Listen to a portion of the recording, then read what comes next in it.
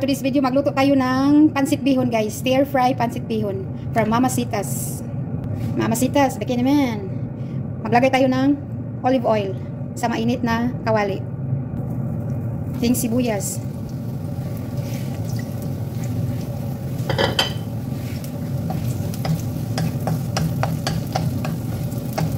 Isang malaking sibuyas ang hiniwa ko guys.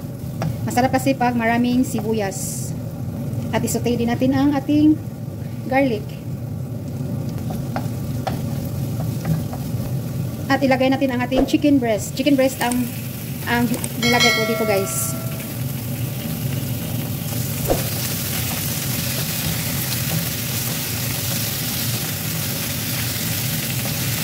Maglagay tayo ng black pepper powder para mawala yung lansa ng manok.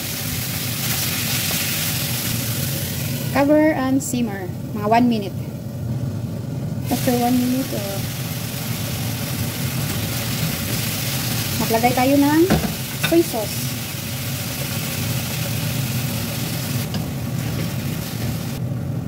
Ilagay natin ang ating carrots. Isang malaking carrots ang nilagay ko dito. Hiniwa ko siya ng mataas na hiwa. At ilagay natin ang rice noodles stir fry mix with Mamasitas. Pampalasa ito guys. Masarap na masarap ang ating pansit bihon dito. Halawin natin mabuti. At maglagay tayo ng konting water para maluto na maayos ang ating chicken. Cover and simmer. So ayan, after 20 minutes, isunod natin ang ating bell pepper.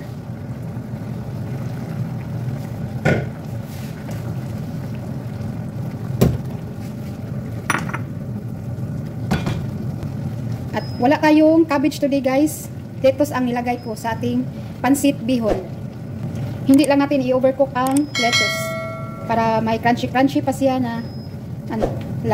sa pagkain natin. Masarap din ang lettuce sa bihon. Naubusan kasi kami ng cabbage dito guys. So ayan guys, after 1 minute napaglagay natin ng lettuce at saka bell pepper, isit aside muna natin ang ating mga ating meat mixture, chicken mixture para magluto tayo ng ating bihon. Pakuluan natin ng saglit ang ating bihon. So ayan, isit aside muna natin ang ating chicken mixture. Maglagay tayo ng konting water. Mag-add tayo ng oyster sauce. Hindi na ako mag-add ng soy sauce guys kasi sa chicken mixture nag-add na ako ng soy sauce.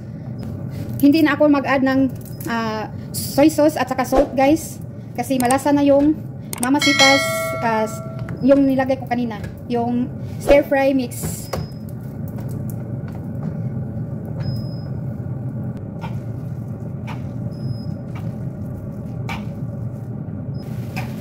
So ayan guys, nakiwa-hiwalay ng ating noodles, yung ating pansit bihon.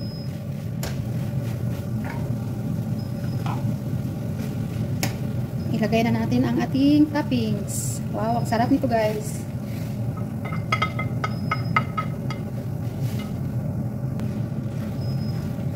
Wow, overload toppings. Overload sahog.